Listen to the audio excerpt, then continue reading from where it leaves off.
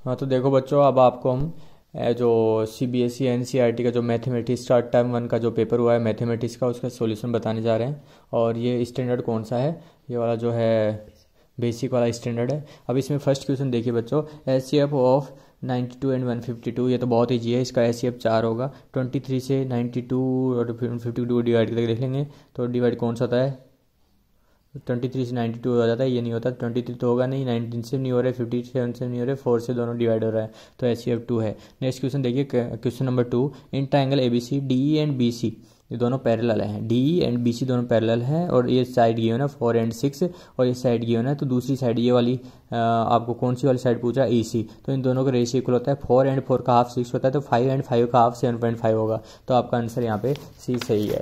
देखिए बच्चों next question, the value of k for which the pair of linear equation this x plus y minus 4 is equal to 0 and 2x plus k y minus 3 is equal to 0 have no solution. जब solution कोई नहीं होता तो दोनों एक दूसरे की parallel होती हैं। तो C1/C2 को तो अपने को चेक नहीं करना। तो A1/A2 जो है x मतलब 1/2 इज इक्वल टू 1/k, दोनों होनी चाहिए। तो k की वैल्यू 2 आएगी। तो आपका ऑप्शन यहाँ पे बी सही है। देखिए बच्चों नेक्स्ट क्वेश्चन देखिए, value of tan square 45 degree minus cos square 60 degree. आपको पता है tan 45 की वैल्यू 1 होती है, तो उसका स्क्वायर भी 1 होगा। तो cos 60 की वैल्यू कितनी होती है? cos 60 की वैल्यू होती है जो 1/2 होती है, तो 1/2 का स्क्वायर 1/4। तो 1/4 1 में से 1/4 माइनस करेंगे तो 3/4 आंसर आएगा। नेक्स्ट क्वेश्चन देखिए, at point x,1 is equidistant from this and this. जब ये पॉइंट दोनों इक्वल डिस्टेंस पे, ये पॉइंट इससे और ये पॉइंट इससे जब इक्वल डिस्टेंस पे है, तो इसका जो सॉल्यूशन होगा, देखिए इसका जो सॉल्यूशन है वो इस तरीके से होगा कि ये बोल रहा है कि एक पॉइंट है, दो पॉइंट हैं 0,0 और जो है दूसरा जो पॉइंट है आपका 2,0 है, और इससे एक पॉइंट जो है उसका आंसर है x,1, वो इक्वल डिस्टेंस पे है। मतलब इन दोनों की डिस्टेंस और इन दोनों की डिस्टेंस आपकी क्या होनी चाहिए? इक्वल होनी चाहिए। जब इन दोनों की डिस्टेंस फाइंड करूंगा तो x माइनस 0 का स्क्वायर मतलब x स्क्वायर प्लस 1 माइनस 0 का स्क्वायर 1 का स्क्वायर रूट, वो इक्वल होगी इन दोनों की डिस्टेंस। और इन दोनों की डिस्टेंस होती है x माइनस 2 का होल स्क्वायर प्लस 1 माइनस 0 का स्क्वायर मतलब 1 का स्क्वायर।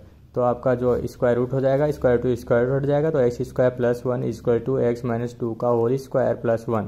और इसको जब ब्रैकेट 1 से 1 कट जाएगा और x square is equal to क्या बच जाएगा? ए स्क्वायर मतलब एक्स स्क्वायर माइनस 2ab मतलब 4x और प्लस b का मतलब 4।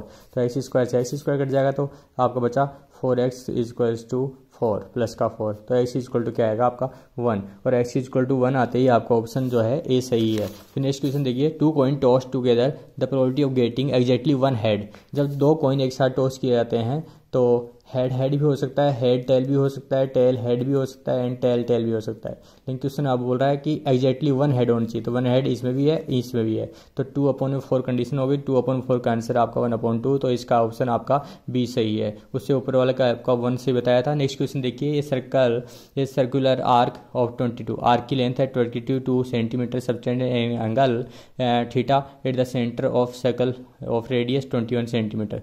तो एंगल की वैल्यू फाइंड करनी है। तो आपके पास आर्क की वैल्यू गिवन है और लेंथ ऑफ आर्क का फॉर्मूला होता है, लेंथ ऑफ आर्क मतलब लेंथ ऑफ आर्क आपके पास कितनी गिवन है? 22। मतलब लेंथ ऑफ आर्क का जो फॉर्मूला होता है वो होता है आपका थीटा अपॉन में 360 डिग्री मल्टीप्लाई बाय 2πr। तो 2 मल्टीप्लाई बाय पाई की वैल्यू 22/7 और आर की वैल्यू यहाँ पे आपके पास 21 गिवन है, तो आर की वैल्यू 21, 3 7 3 जा 21।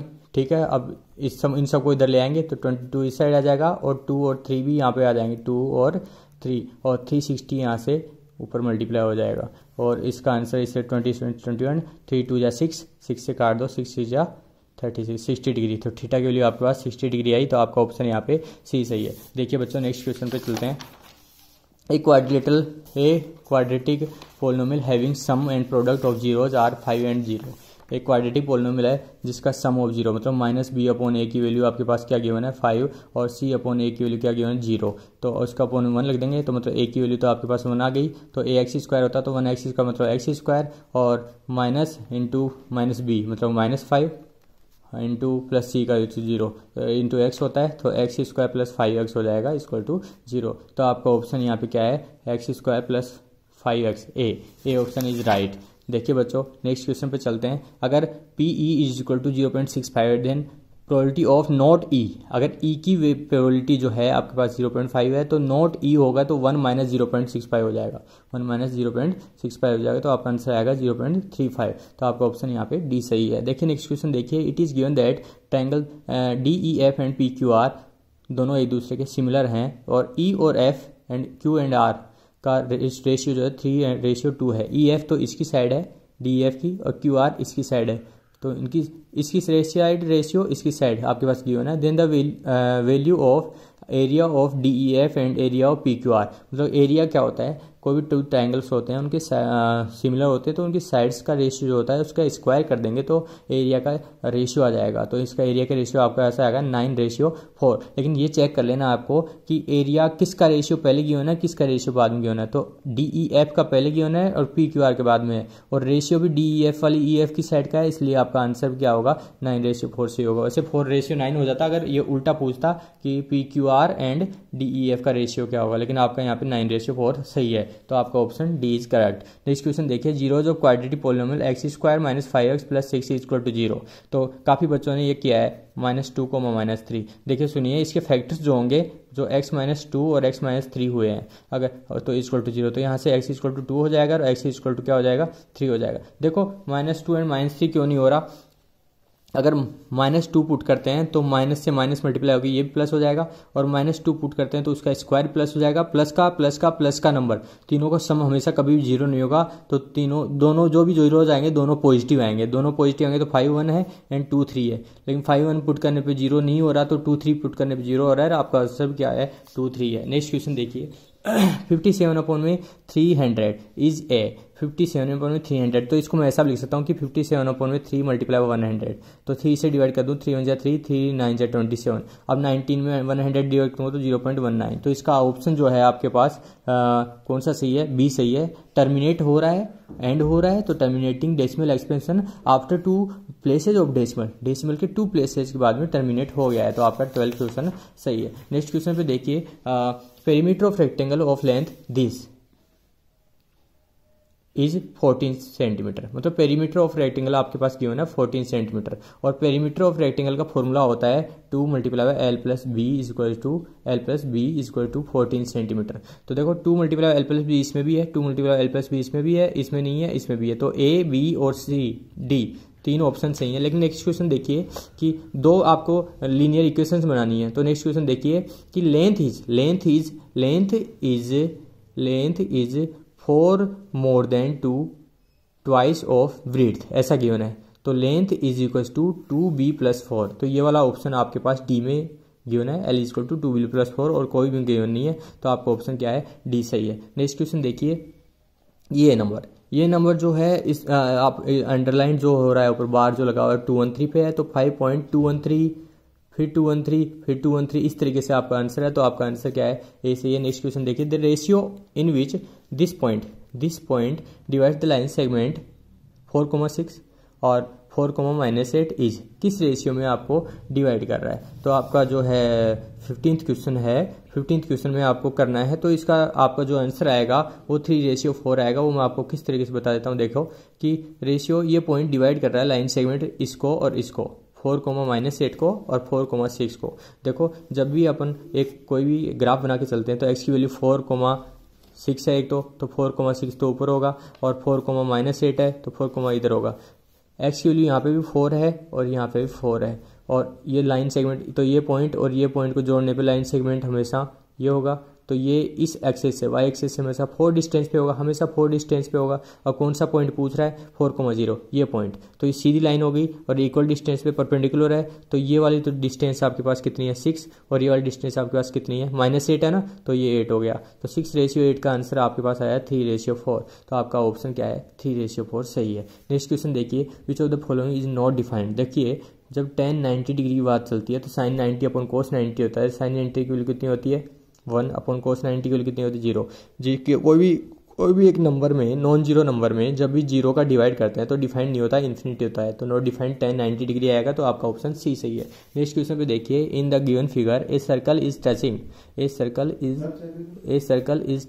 ए सेमी सर्कल एट सी। एक जो सर्कल है वो सेमी सर्कल को सी पर टच कर रहा है, and its diameter A B at O, ये डायमीटर जो है ये ए बी एट ओ इस तरीके से बना हुआ है। फिर उसके बाद बोल रहा है कि ए बी इक्वल टू 28 है, तो ए बी की हाफ कितनी होगी, ए बी की हाफ होगी ए ओ जो 28 है। अगर इसकी रेडियस 28 है तो इसकी रेडियस भी, या बड़े वाले सर्कल की रेडियस भी कितनी होगी 28, और बड़े वाले सर्कल की जो रेडियस है वो इसकी क्या हो गया डायमीटर, नहीं ये 14 हो गया, 28 है तो ये भी 14 हो गया और ये 14 हो गया, तो इसका रेडियस कितना, इसका डायमीटर कितना हो जाएगा, मतलब इसका जो रेडियस है वो छोटे वाले सर्कल का डायमीटर 14 सेंटीमीटर है, तो छोटे वाले सर्कल की रेडियस क्या होगी उसका भी हाफ हो जाएगी, मतलब 7 सेंटीमीटर। तो आपका ऑप्शन सी सही है। नेक्स्ट क्वेश्चन पे देखिए, नेक्स्ट क्वेश्चन पे चलते हैं। The vertices of triangle O A B के वर्टिसेज ये हैं 0,0 है, 4,0 है और 0,6 है। A B O A B इस तरीके से ट्रायंगल बन गया। और ए डी जो है ड्रॉन किया हुआ है, ए डी ड्रॉन किया हुआ है मीडियन है, तो इसका मतलब ये यहाँ से यहाँ तक टोटल 6 है, तो ये भी क्या हो जाएगा आपके पास 3 और ये भी क्या हो जाएगा 3।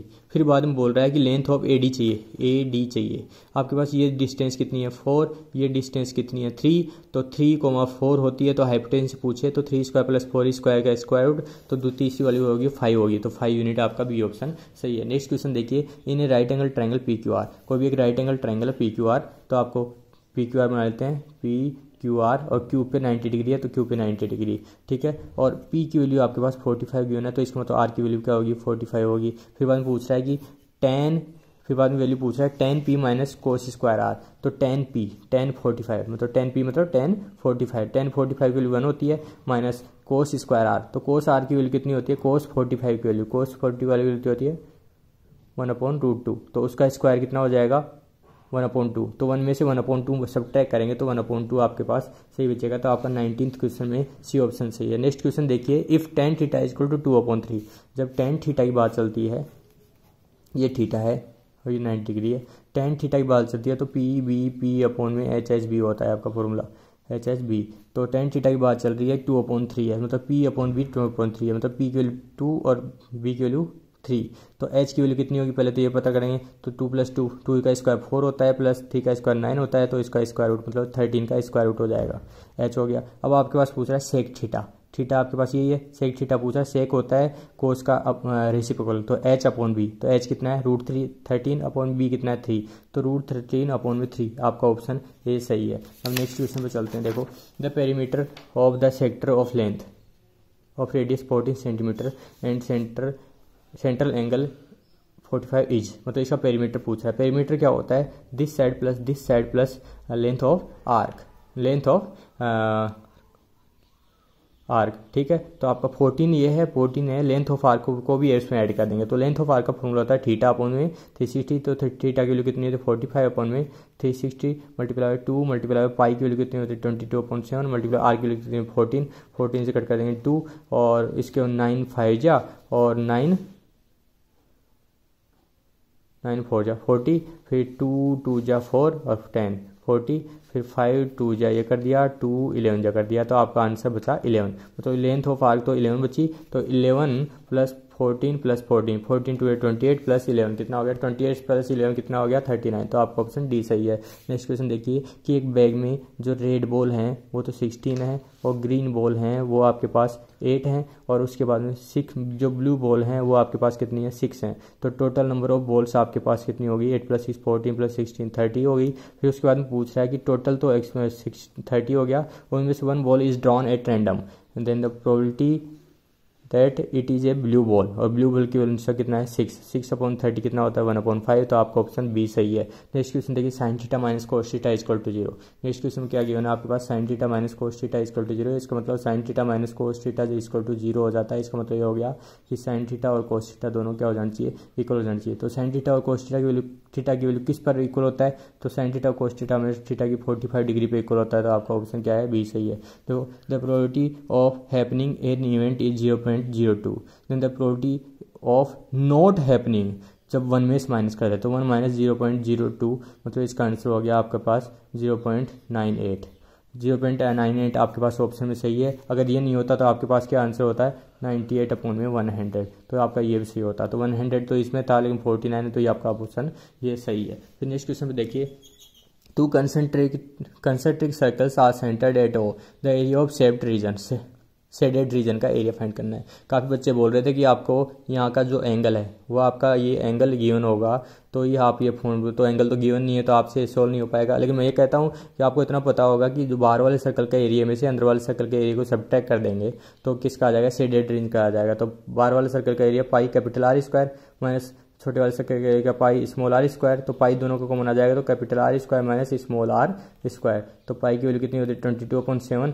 और कैपिटल आर कितना है, बड़ी वाली रेडियस 14 का स्क्वायर 196 माइनस छोटी वाली रेडियस कितनी है 7, तो 7 का स्क्वायर कितना है 7 7 49। जब इसको सब्ट्रैक्ट करेंगे तो 22/7 और 196 में से 149 को सब्ट्रैक्ट किया तो 147 हो गया, 7 2 जा 7 1 जा, तो 22 को 21 से मल्टीप्लाई करेंगे 22 10 जा 220 और 220 440 और 21 जा 20 तो 462। तो आपका आंसर क्या सही है, ए सही है। नेक्स्ट क्वेश्चन पे चलते हैं। देखिए 1/1 plus sine theta plus 1/1 minus sine theta, ये 1 प्लस साइन थीटा ये 1 माइनस साइन थीटा दोनों अलग अलग हैं। जब दोनों को एलसीएम लेंगे तो ए प्लस बी ए माइनस बी क्या हो जाएगा, a square minus B square, तो नीचे तो बचाएगा 1 माइनस साइन स्क्वायर थीटा, ए स्क्वायर मतलब 1 का स्क्वायर मतलब 1 माइनस साइन स्क्वायर थीटा, और 1 माइनस साइन स्क्वायर थीटा क्या होता है, कोस स्क्वायर थीटा होता है।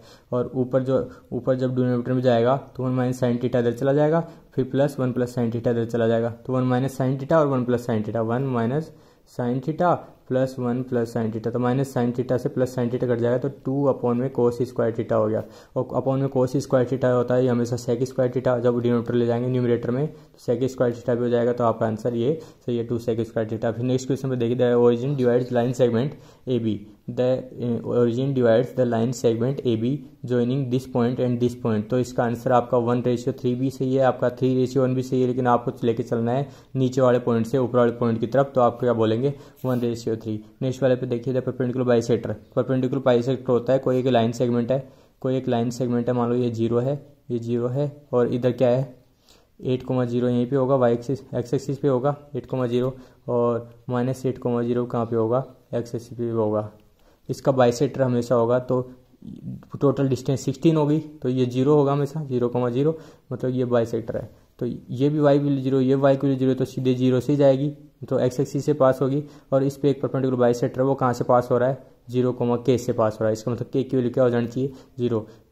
काफी बच्चों ने 0,8 भी किया, देखो 8 भी हो सकता है, 8 से पास हो रहा है तो माइनस से पास हो रहा है प्लस से पास हो रहा है, रियल नंबर से पास हो रहा है, सबसे पास हो रहा है, तो आप ओनली 0 बोलेंगे या तो फिर सारे सही हैं, तो आपका ऑप्शन क्या होगा, ये ऑप्शन सही होगा। विच of the following is correct. देखो काफी बच्चे नीचे जाके ऑल रेक्टेंगल्स आर सिमिलर बोल रहे हैं, तो लेकिन मैं ये बोल रहा हूँ कि ये भी आपके पास एक रेक्टेंगल है और ये भी आपके पास रेक्टेंगल है, इनकी दोनों की ब्रीड्थ सेम है लेकिन दोनों की लेंथ अलग अलग है, ठीक है। अगर ब्रीड्थ का रेशियो सेम है तो लेंथ का रेशियो भी सेम होना चाहिए, जबकि सेम नहीं है। फर्स्ट टॉपिक को देखते हैं तो टू कॉन्ग्रुएंट, जो कॉन्ग्रुएंट फिंगर होते हैं वो हमेशा सिमिलर होते हैं, तो फर्स्ट ही सही है आपका, करेक्ट पूछा है तो करेक्ट फर्स्ट ही आपका ऑप्शन सही है। नेक्स्ट पे जाने की जरूरत है क्या है, देखो solution of linear pair of equation है, ये लीनियर पेयर ऑफ इक्वेशन है, आपको देखो लीनियर पेयर ऑफ इक्वेशन में आपको बना के दिखाता हूँ। x = -5 है, तो x = जो -5 है, x = -5 यहाँ पे भी है यहाँ पे भी है, इसका मतलब x = -5 ये लाइन है, और y = 6 मतलब ये तो -5 हो गया, तो y = 6 ये लाइन है, तो ये दोनों कहाँ पे इंटरसेक्ट करी यहाँ पे,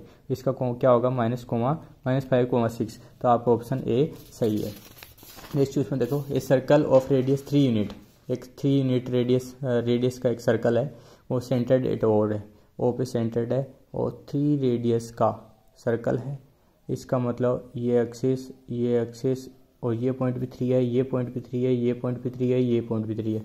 तो देखो सबसे पहले डी पे ही देख चल लो 3,1, तो एक्स की वैल्यू 3 वाई की वैल्यू 1, दोनों कहाँ इंटरसेक्ट करेंगे, बाहर इंटरसेक्ट करेंगे। और क्वेश्चन यही पूछ रहा है कि बाहर कौन सा पॉइंट लाई करता है सर्कल से बाहर, तो आप बताओ जब भी एक कोई सर्कल होता है कोई भी एक पॉइंट्स के पास यहाँ से पास हो रहा है, इधर से पास हो रहा है, तो ये घूमे तो होगा, जबकि अपने को लाइन तो सीधी बनानी है, तो बाहर 1 तो बाहर ही होगा, इस तरीके से बाहर से, ये तो आपका ऑप्शन डी सही है। एक ही डायरेक्ट चेक कर लिया अपन ने, तो फिर देखो the find the value of k for with the linear pair of equation this and this has infinity many solution. तो इन्फिनिटी मैनी सॉल्यूशंस जब होते हैं तो दोनों लीनियर पेयर क्या है, पैरेलल है, दोनों लीनियर पेयर पैरेलल हैं, तो a1/a2 मतलब 3/k, a1/a2 मतलब 3/k, वो किसके इक्वल है 5/15k, 5/15k, तो 5/15 क्या हो गया 1/3, इसका मतलब 3/9 9 होगा जब 1/3 होगा, तो k की वैल्यू क्या होगी 9, तो आपका बी ऑप्शन सही है। नेक्स्ट क्वेश्चन देखो, HCF 2 कंसेक्यूटिव इवन नंबर। जब भी दो इवन नंबर्स की बात चले जैसे 14,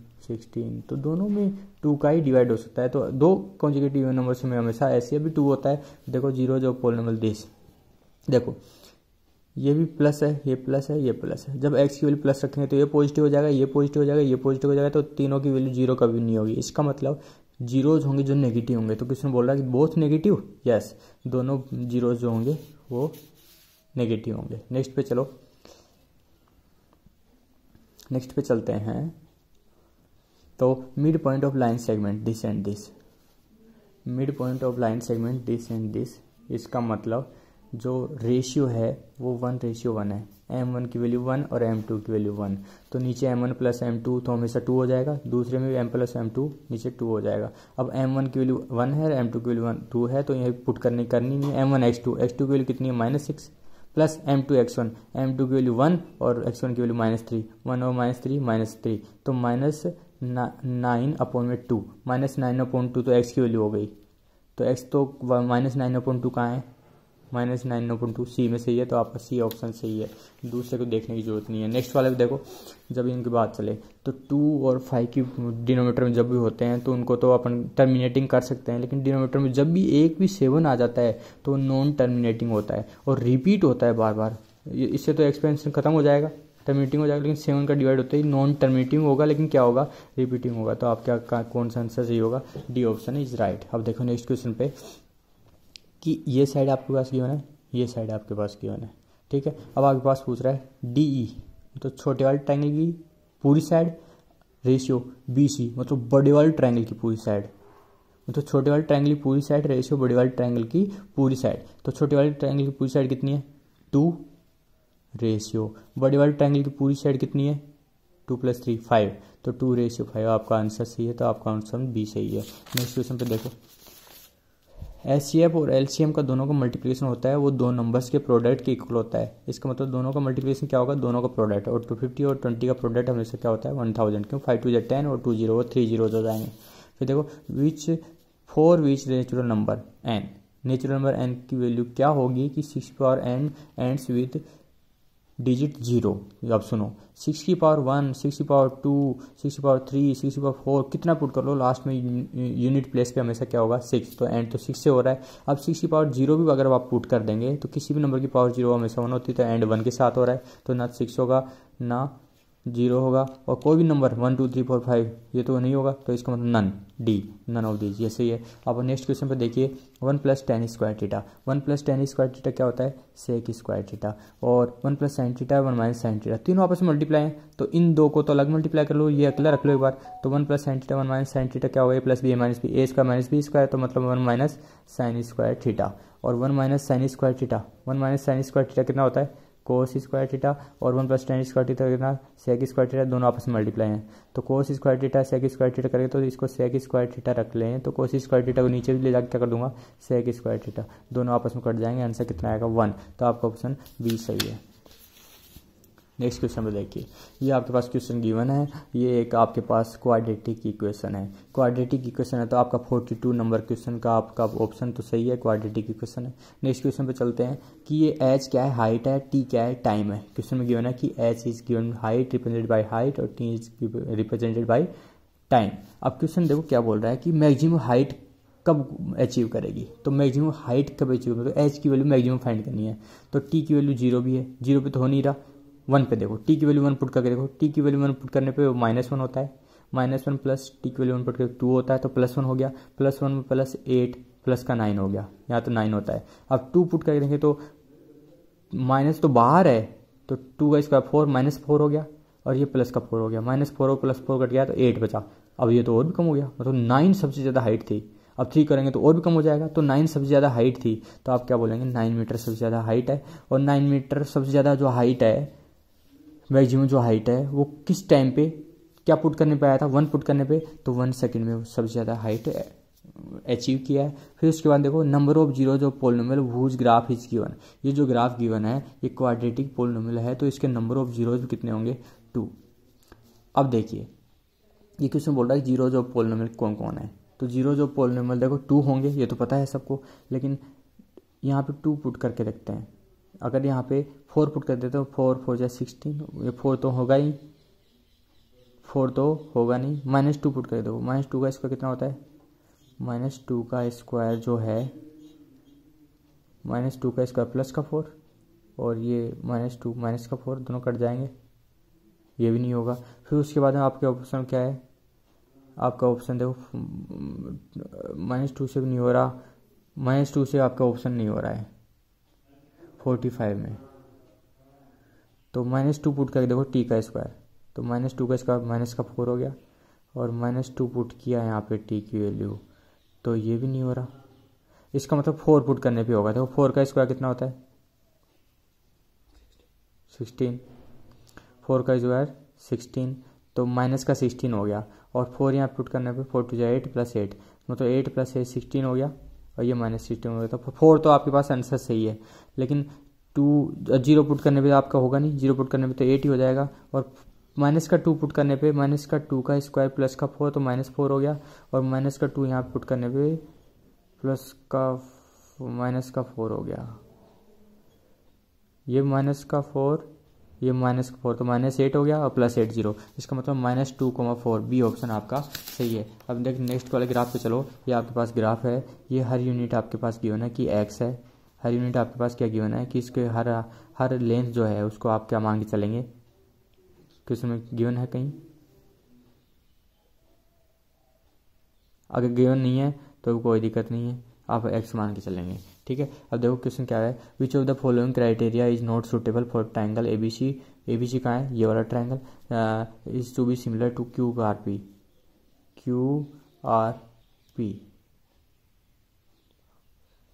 ठीक है। दो ट्राइंगल है QRP और ABC और QRP, इन दोनों को सिमिलर बताना है। सिमिलर देखो, जो कॉन्ग्रुएंट, ये कॉन्ग्रुएंसी का है, तो जो कॉन्ग्रुएंट है वो सिमिलर होते हैं, जो कॉन्ग्रुएंट होते हैं वो सिमिलर होते हैं, जो कॉन्ग्रुएंट है वो भी सिमिलर है। इसका मतलब ए वाला आपका ऑप्शन सही है, यहाँ पे ये नहीं है सूटेबल। फिर उसके बाद देखो क्वेश्चन क्या बोल रहा है कि BC की लेंथ फाइंड करनी है, BC, तो ये आपका x है और AC भी आपका x है, तो बेस इसका perpendicular square x² + x² 2x² का स्क्वायर रूट, तो x तो बाहर चला जाएगा, स्क्वायर 2 अंदर चला जाएगा, ये सही है। तो BC और PR का रेशियो, BC कितना है?